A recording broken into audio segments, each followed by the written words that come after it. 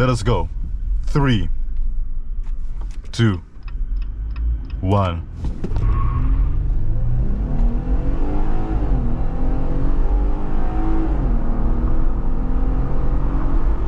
And 100. Wow, not bad at all. So we're gonna do a quick little horn test. 3, 2, 1. Okay, understandable. I enjoy this thing, man. I can't even lie, I enjoy it. Why do I enjoy it so much? It's hard to explain. It gets me giddy still. It gives me the confidence to know that even for whatever reason I end up somewhere I'm not supposed to be, chances are I'll be able to get out of there no problem at all. Ladies and gentlemen, today you guys join me in a 2023 Jeep Rubicon. And wait, before y'all get excited, this is not the V8, this is the 3.6 liter V6, 283 horsepower and around 275 pound-feet of torque, 8-speed automatic transmission, and this is what she sounds like.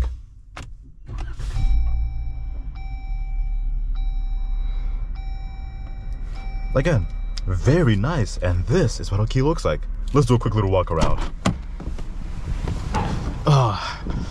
And for my short people out there, no, we don't have any railings for us to step on, but favorite feature by far is just the color and the accents.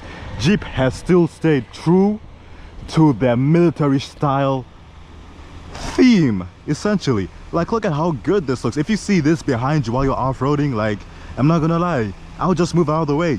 This thing competes with the Bronco, the 4Runner, and pretty much any car that is meant to go off-roading. But I'm not gonna lie, this one is the king of off-roading. This car was, again, military themed. These things were Willis Jeeps, and now they've taken a civilian form, and now the wind decides to come up. So let's do a quick little walk around, and I'll hop inside for you. 17-inch rims all around. This thing, of course, naturally as a Jeep, it's all-wheel drive. Surprisingly though, even though this thing seems pretty big, the interior seems somewhat tight. But let's talk about the specs. Again, 3.6 liter V6. This one doesn't come with a Hemi. The Hemi is like a V8, 485 horsepower, which is mental to have in a Jeep. I still love the boxy theme of this thing. And let's open the trunk real quick.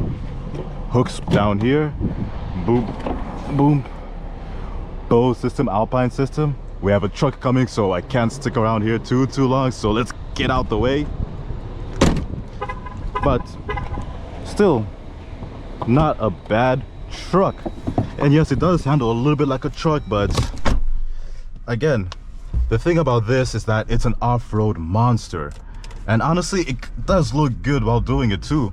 Like, the color of this thing is by far my favorite feature. And the accents, the red accents, everything going on in here is great. And again, I was gonna say, 0 to 60 with the 3.6 liter V6 should be coming in about 6 seconds, give or take. With the aerodynamics of a Jeep, we know this car is not meant for 0 to 60 times. It's just there for you to be able to go off-road and be able to go to the mall. It does a little bit of both, though I'm very sure it excels more at off-road. Like, look at our gear shifter. We can go off-road plus. We can engage our sway bar. It's so many features in this thing to make it very, very possible for you to be an off-roader. But let's say you buy a Jeep for, like, this thing would probably run you 80 grand when you buy it. So let's say you buy this Jeep and you really don't want to go off-roading. Just know your MPG is not going to kill you either, because you still have the 3.6 liter V6. That's also found in a lot of other Dodge, Jeep and Chrysler products. So the gas mileage would not be the worst either too, depending on how you drive, because the gas mileage can be bad if you drive it like it is a sports car. So we're gonna do a little bit of an acceleration, and I'll quickly show you what our gas mileage currently looks like at 12.7. Not bad actually. 3, 2, 1. Oh yeah, I forgot. I was putting all the power to the rear tires. So yeah, we can probably do a burnout in a Jeep. As crazy as it sounds, you probably can, because if you look down here, we can put front and rear so that we can lock all our axles, or we can just send power straight to the rear tires, which to me is the funniest thing, but it is so cool though. I can legitimately do a burnout in a Jeep. Funny. Now let's talk about the handling feel. We're not gonna throw this thing into corners. but the acceleration is good. Nothing more. I wouldn't expect it to do anything more, to be honest. And it's pretty confident. It does drive a little bit like a truck, as most of y'all will know. That's how Jeeps simply come. But that drive, that ruggedness is still there. The boxiness is still there. And like I said before, the only thing that's kind of surprised me about this, even though as big as it is, it still feels pretty tight in here. We got cloth seats, we got storage here, more storage down there, we have some more over there, our cup holders over here, and yes, the doors do come off. So we're gonna do a proper 0 to 60, and we're gonna keep it in rear-wheel drive mode just for giggles, you know, because we can. So let us go. 3, 2, 1.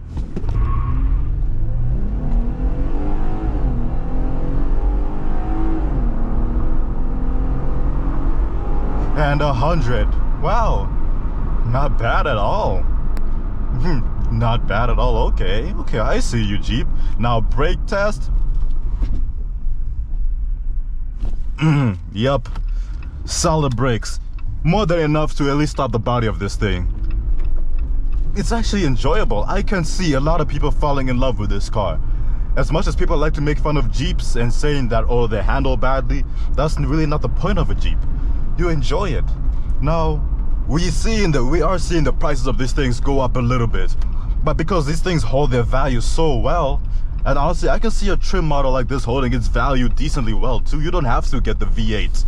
The V8 may be more fun, 110%, but you can still extract just as much fun and as much enjoyment and pleasure in this thing. And look, the thing about Jeep is that it's slowly entering the luxury market as well. Look at the Grand Cherokees, the Wagoneers.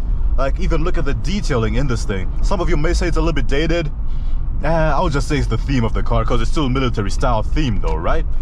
But look at the stitching in those I can't speak right now. Look at the stitching in the steering wheel.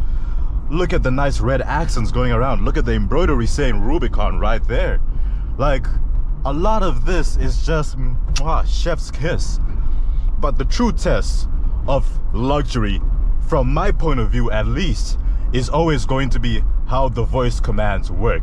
So we're gonna turn on, increase our volume a little bit. Tune the radio to 99.9 FM radio. Tuning to 99.9 FM.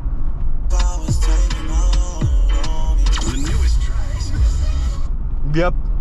And it does have Alpine sound system with a big subwoofer in the back. And we also have speakers just over here where we can remove the roof, and we'll still have speakers directly above us. So yeah, I'm assuming, I would say it passes. For the money, I can see why people pay that kind of money for a car like this. Do we have adaptive cruise control? Nope. We don't have blind spot monitoring because again, it's built for off-roading. You don't usually have lane keep assist and adaptive cruise control as you're off-roading. Again, that's the theme of this car, but most people who buy these cars are probably not gonna be taking it off-road, but it's enjoyable. Oh, and the power is more than enough to get you in trouble, not enough to get you out of trouble, because again, you are in a Jeep. And for those wondering about the road noise, we can't exactly go on the highway right now because we're a little bit too far off from the highway. But if you're wondering about the road noise, yes, it is noticeable. But most people aren't driving around in silence, talking to themselves. So road noise is negligible. It's just all about your tolerance, right? And another thing I forgot to show you guys is our backup camera. So I will quickly do that as we come to a stop over here. Because my favorite thing about this right now is if I put it in reverse, we have a backup camera. Yes, like every standard car, but we also have a forward-facing camera. Another feature, I can clean my cameras in case I need to go on a steep decline actually, going somewhere and it can't see the rocks in front of me. And look at this is so cool. Like, I love it when they purposely build a car for one specific thing. They're like, yeah, you could daily drive it, but this thing is meant to go off-road. Like the Dodge, like any Dodge high performance car, let's say, it's meant for the track, but if you really wanted to, you could daily drive it. I love when cars make a specific, when manufacturers make a specific car that is meant for, let's say, off-roading. and it shows that it's meant for off-roading. A lot of the features in here are tailored for the off-road experience, and I love it. I love it so much. I can still see why people fall in love with cars like this. But now we are coming to one of my favorite tests. We're gonna have to do a horn test now. So let's say I'm cruising along. Let's say I'm cruising along and just vibing, taking it easy, and all of a sudden somebody who's flying by besides me decides to cut me off in my 2023 Jeep Wrangler Rubicon, and I'm gonna honk the horn at them. So we're gonna do a quick little horn test. 3, 2, 1. Okay, not bad. Sounds, it gets the point across, and I can see somebody using this as an off-roader, just like, get out of my way type thing. Understandable. I enjoy this thing, man. I can't even lie, I enjoy it. Why do I enjoy it so much? It's hard to explain. It gets me giddy still. It gives me the confidence to know that even for whatever reason I end up somewhere I'm not supposed to be, chances are I'll be able to get out of there no problem at all. Curb that I have to go over, I'll be good. I'll be safe, I'll be good. Like, I love this thing. I enjoy it so much. How would I compare it to like a 4Runner? I can't. I haven't reviewed the 4Runner yet, so this is like one of my first proper off-roaders that I'm sitting in. And you know what?